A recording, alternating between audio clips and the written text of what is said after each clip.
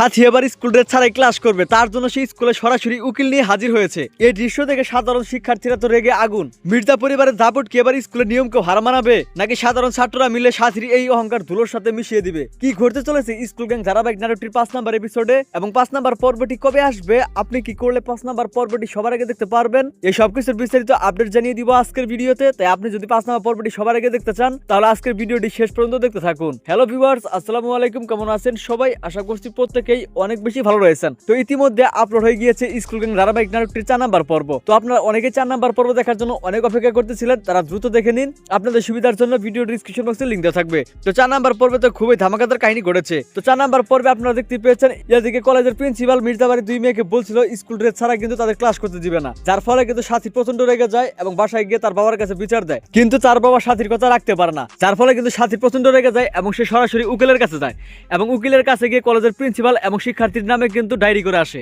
পরবর্তীতে উকিল নিয়ে সে কলেজে ঢুকে এবং কলেজের শিক্ষার্থীরা এটা জানতে পেয়ে কিন্তু তারা রেগে যায় যে তারাও স্কুল ড্রেস পরবে না।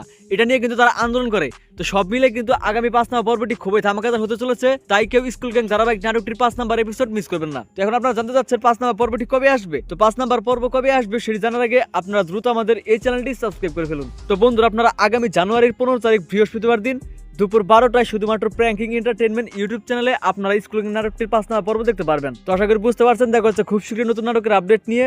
আল্লাহ হাফেজ।